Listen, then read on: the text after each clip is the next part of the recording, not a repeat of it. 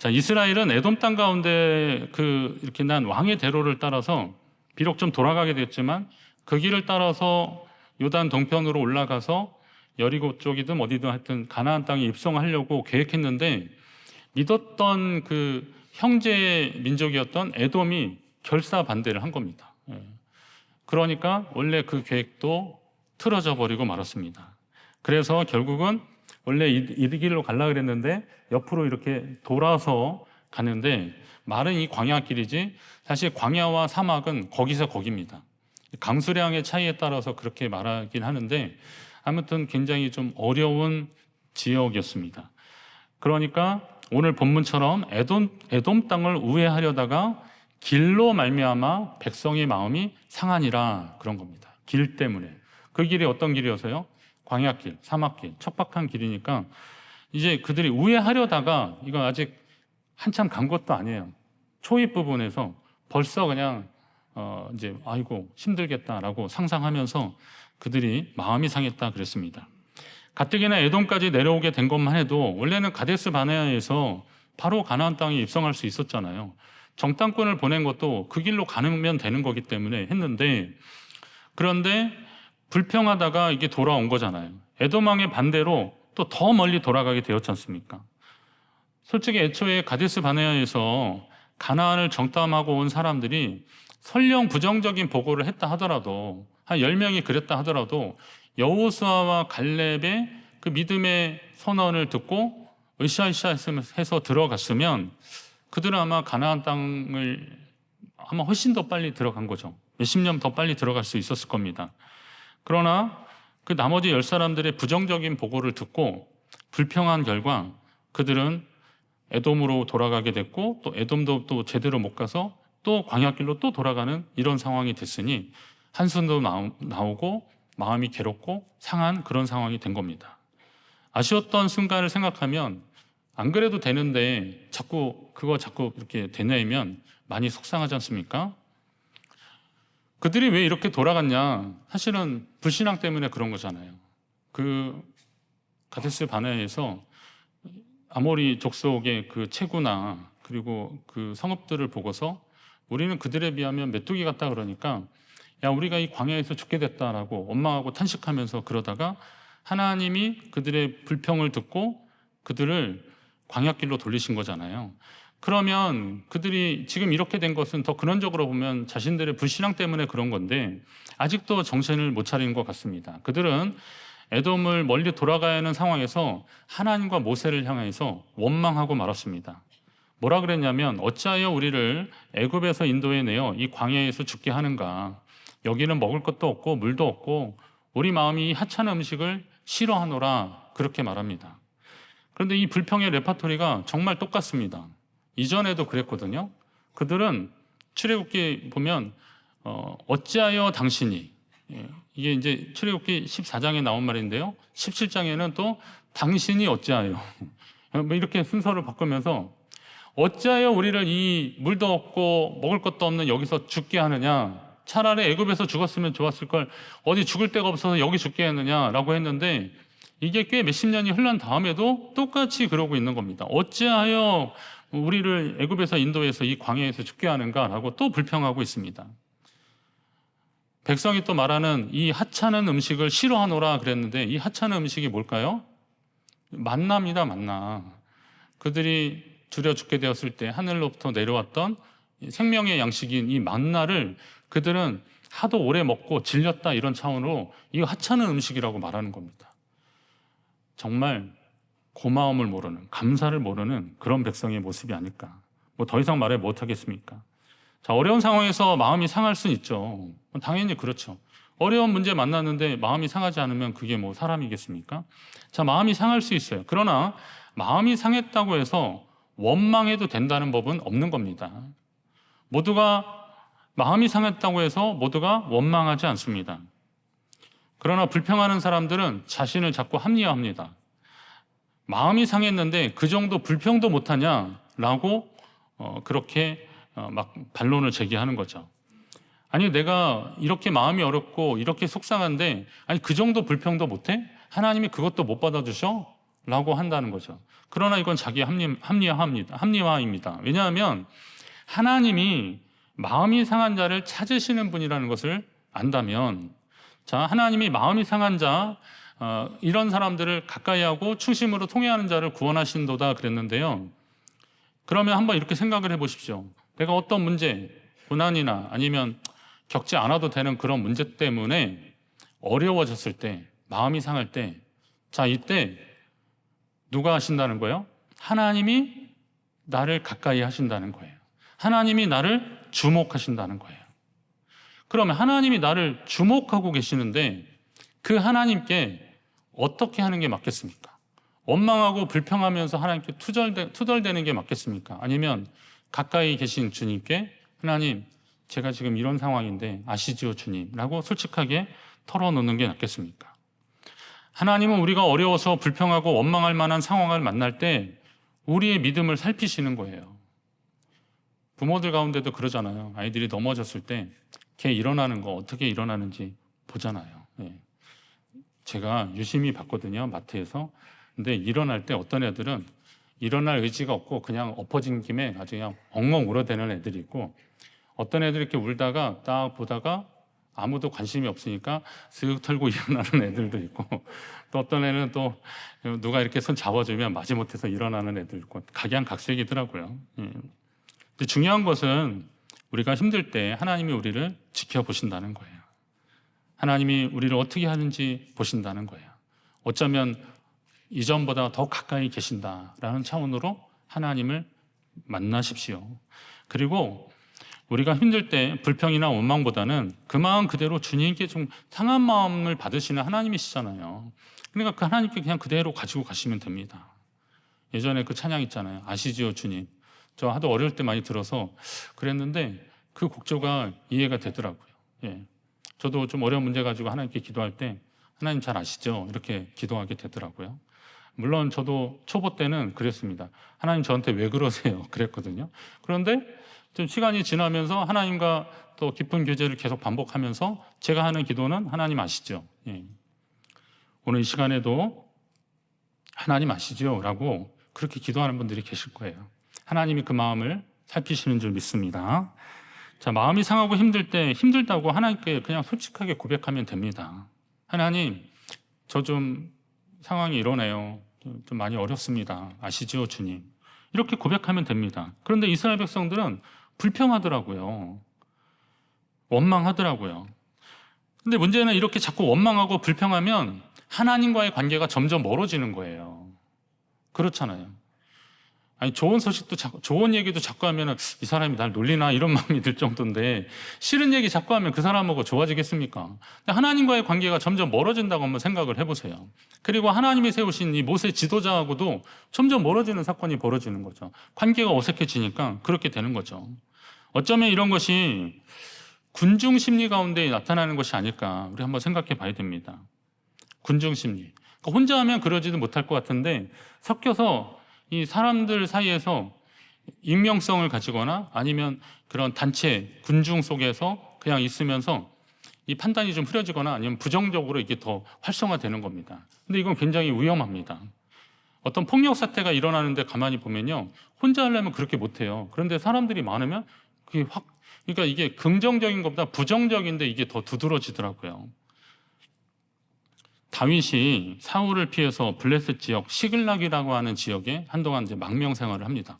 이게 정식 왕이 되기 전에 그 헤브론에서 기름 부음 받았는데요. 근데 이제 아직 사울이 뭐 서슬이 퍼렇잖아요. 그 다윗이 좀 골리앗도 무찌르고 그래서 승승장구하면서 사울 왕 근처에 충신으로 가고 그랬는데, 이제 사울이 이제 다윗을 시기하고 그러면서 결국은 다윗이 도망가게 되지 않습니까? 망명 생활을 하게 된 겁니다. 그리고 어떻게 하다 보니까 시글락이라고 하는 블레셋 지역에 망명 생활을 하게 됐는데, 그러다가 블레셋 왕이 이 이스라엘을 치려고 하는 상황을 듣고 자기가 이렇게 신세를 졌는데 아무것도 안 하면 조금 오해도 받고 애매한 거죠. 그러니까 굳이 그렇게 내키진 않았지만 다윗이 제가 좀 뭐 도울 게 없습니까? 라고 블레셋 왕을 찾아갑니다. 그랬더니 왕은 다윗이 뭐 용사니까 좋아했는데 다른 신하들이 아니 저 다윗이 누군지 알고 저 사람하고 같이 전쟁에 나가십니까? 저 사람 골리앗 무찌른 사람 아닙니까? 우리 민족을 쳐서 큰 승리를 쟁취한 사람인데 만약에 우리가 이스라엘과 싸우다가 저 사람들이 뒤에서 우리를 치면 어떻게 되는지 상상이 가시냐고. 절대 같이 못 간다고 이 블레셋 왕의 신하들이 막 반대하는 겁니다. 그래서 이제 왕이 다윗한테 아이 그냥 네 마음 알았으니까 가서 있어라 라고 한 거죠. 그래서 시글락 동네로 다시 온 거예요. 그 시글락은 그 왕이 블레셋 왕이 너희 이 동네 살아라라고 지정해 준 곳이었거든요. 근데 왔는데 와보니까 이 시글락 지역에 남아있던 그 다윗 일행의 처자들이 아말렉 족속에 의해서 붙잡혀 간 거예요. 그들이 사로잡아 간 거죠. 자, 그렇게 되니까 자기 처자들이 붙잡혀 가니까 어때요? 마음이 그냥 확 상한 거죠. 그래서 다윗을 돌로 치려 했다는 겁니다. 저는 말씀을 계속 읽다가 이게 맞아? 라고 하는 생각이 들더라고요. 상식적으로 이게 맞을까? 왜냐하면 이 상황 이전에 사무엘상 22장에 그런 내용들이 나오는데 다윗이 사울 왕을 피해서 아둘람 굴이라고 하는 곳으로 갔는데 거기에 그의 형제 그리고 아버지의 온 집이 그러니까 친척들이 다윗의 친척뿐만이 아니라 환난당한 자 그리고 빚진 자들 마음이 원통한 자들 이런 사람들이 모여들었어요. 그래서 한 400명 된 거예요. 그러니까 가족들도 다 데리고 온 거죠. 그럼 적어도 아둘람 굴에 다윗과 함께 하려고 온 사람들은 어떤 사람들이냐면 다윗이 왕으로 기름 부음 받았다는 사실을 아는 사람들이고 하나님의 뜻과 계획과 섭리 안에서 하나님이 다윗을 세우실 것이다. 다윗을 중심으로 이스라엘을 이끌어 가실 것이다 라고 하는 그런 기대감이 있었던 겁니다. 뭐 그중에는 좀 상황이 어려우니까 도망갈 데 없어서 같이 온 사람들도 개중에 있었겠지만 대부분의 사람들은 믿음의 결단을 하고 다윗과 함께 생사고락을 같이 하려고 온 사람들입니다. 그런데 이런 사람들이 지금 이런 일을 당했다고 다윗을 돌로 치려고 하는 거예요. 근데 생각해 보면 그 기사 내용으로 보면요. 다윗의 아내들도 뭐 그 당시 일부 다처로 치면 다윗의 뭐 유명한 아비가일 같은 다윗의 아내들도 함께 붙잡혀 갔었거든요. 그러면 다윗도 자기 처자들이 그렇게 된 거면 그의 마음도 얼마나 속상할 텐데 그 다윗에게 돌로 치려고 했다는 이 백성들의 심리는 뭘까? 봤더니 이 군중이라고 하는 큰 무리 속에서 판단을 잃어버린 거고 그리고 다 그렇진 않지만 누군가 조금 더 두드러진 부정적인 감정이 개입되니까 거기에 따라오게 되는 거죠. 이게 굉장히 위험한 장치입니다. 위험한 상황들입니다. 불특정 다수라는 개념 뒤에 숨은 군중의 심리는 이처럼 부정적으로 변질되어서 어려운 일을 만났을 때 원망과 불평부터 하게 되는 겁니다. 인터넷에 어떤 기사나 이럴 때 요즘 그래 연예인이나 스포츠 관련된 기사들에는 댓글 안 달게 하지 않습니까? 법적으로 그냥 그렇게 돼 있거든요. 왜냐하면 그런 여론에 민감한 연예인들이나 유명인들은 그걸로 인해서 마음 아파서 뭐 극단적 선택도 하고 그러니까 그거 하지 말자라고 보호 장치를 하는 겁니다. 근데 거기에 뭐 간혹 또 열려 있는 데를 보면 글을 쓰는 거 보면 이 사람들이 이 상황을 정말 이해하고 하는 걸까? 그리고 이게 정말 이게 책임질 만한 그런 말들을 하는 걸까? 익명성 뒤에 숨어서 비겁하게 얘기하는 거거든요. 근데 이게 이제 다수라고 하는 위력에 의해서 이게 정당화되고 마치 그런 것처럼 가짜 뉴스 같은 것이 막 확대 재생산되고 막 그러는 겁니다. 아니 군중이라는 게 나쁜 겁니까? 사실 이 군중, 무리라는 것은 우리가 우리나라에 우리라고 하는 좋은 말 있잖아요. 한 울타리에 있는 우리라고 하는 하나님과 합력하여 선을 이루는 것이 하나님의 뜻인데 자 그런 무리 가운데 그 우리 가운데 군중 가운데 합력하여 선을 이루는 하나님의 뜻을 이루기는커녕 오히려 군중이라는 개념에 숨어서 원망과 불평이라고 하는 잘못된 습관에 젖어 있는 그들의 모습. 그러나 이게 이스라엘만은 아니라는 거죠. 우리도 살면서 사실 긍정적인 것보다는 부정적인 데 더 마음이 이렇게 눈이 쏠리거든요. 그리고 거기에 또 같이 동조하게 되는 생각 없이 그러는 거죠. 그러니까 부정적인 것의 영향력이 바로 이런 것들이더라고요. 결국 하나님은 원망하고 불평하는 사람들을 심판하십니다. 불뱀을 보내셔서 물게 하시거든요. 본문의 불뱀은 등에 그냥 불타는 듯한 붉은 반점이 있는 그런 맹독성, 독사입니다. 독사. 이것이 막 물고 있는 겁니다. 누군지 이 독사에 한번 물리면 죽게 됩니다. 근데 여러분 뱀에 물려보셨습니까? 그런 분이 많지 않겠죠. 바로 죽진 않죠. 독이 퍼져서 죽는 거니까. 아무튼 이렇게 죽게 되는 겁니다. 뭐 누구 가리지 않고 이렇게 막 불특정 다수가 계속 뱀에 물려서 죽는 상황이 되는 겁니다. 제가 그래서 설교 준비하면서 뱀의 독이 어떻게 퍼져가는가 봤더니 크게 한 3종류의 독이 있더라고요. 첫째는 신경독이라는 게 있습니다. 그래서 신경과 근육 사이의 신호 전달 체계를 차단하는 겁니다. 그래서 심장이 뛰지 못하게 하거나 폐가 숨을 쉬지 못하게 해서 산소 공급을 막아서 죽게 하는, 그런 마비하게 하는 그런 독이 있고요. 또 한 가지 독은 혈액독인데, 이거는 혈액 안에 혈소판을 파괴시켜서 우리 몸에 적당한 그 혈액이 응고가 돼야지 되는 건데, 이게 풀려지면, 혈소판 수치가 낮아지면 이 출혈이 계속 일어나는 겁니다. 그래서 죽는 겁니다. 그러든지 아니면 너무 응고가 세게 돼서 혈전으로 혈관을 막아서 죽게 하는 그런 혈액독이 있대요. 그리고 이제 또 한 가지는 세포독, 이게 감염을 시켜서, 괴사시켜서 그렇게 죽게 하는, 한 크게 3가지인데 우리나라는 이 혈액독이 많대요. 우리나라 뱀들은.